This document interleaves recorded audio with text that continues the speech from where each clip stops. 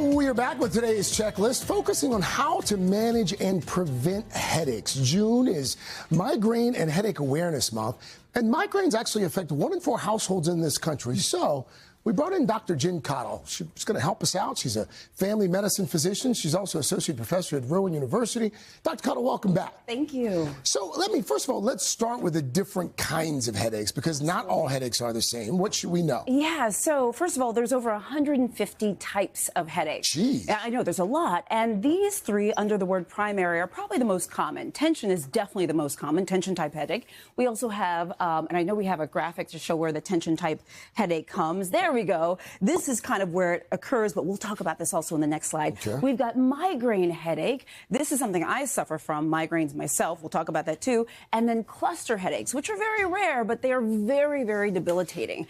And the reason why we have that separated from primary to secondary is these primary headaches are not caused by another condition, and they're not a symptom of another condition. So that's how we distinguish between primary and secondary headaches. But these are the most common. By the way, that's a very helpful graphic. It really is. Good, yeah. Does the location of the headache sort of tell you what kind of headache you might be experiencing? Well, the location does matter, absolutely. And so, cluster, for example, this spot is over the eye because that's often where people experience very stabbing pain. Okay. Migraine often is one side of the head, tension often a band-like set of symptoms. Absolutely. Dylan's got some more questions. So when it comes to migraine, some people who don't experience them might think it's just a really bad headache, but it's different. Well, so migraine is a type of headache, just like tension type, right? So tension type and migraine, as we mentioned, are primary headaches. They're a type of headache. Tension, remember our graphic over there was like a band, almost like a visor, right, over the forehead?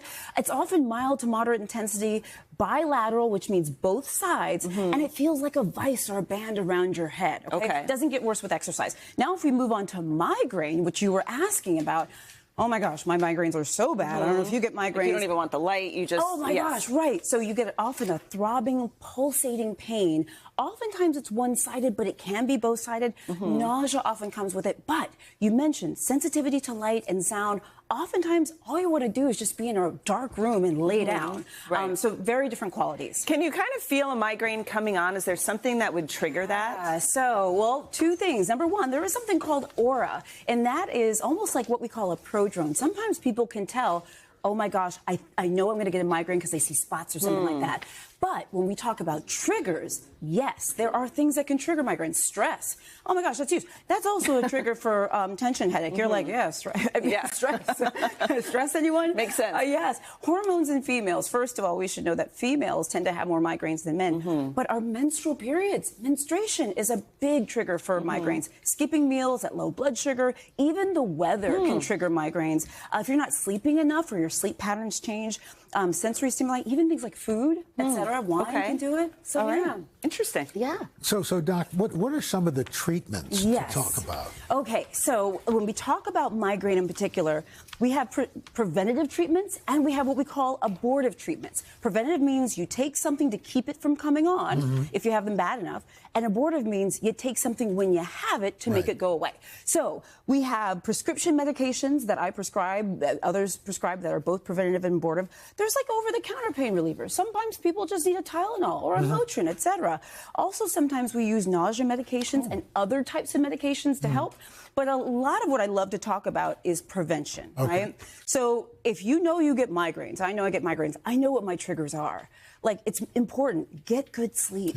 Keep those meal schedules, I didn't realize that meal schedules if you skip meals, migraines are hand in hand. Yeah, for some people, absolutely. Make sure that you're lowering your stress levels by things like exercise. And also there are adjunctive treatments like acupuncture, cognitive behavioral therapy, even osteopathic manipulative treatment. There's a number of things. What is that last one, OMT? Yeah, so I'm an osteopathic physician. Osteopathic manipulative treatment is this idea of using our hands to sort of diagnose and treat certain medical conditions. It can be used as an adjunct to medications.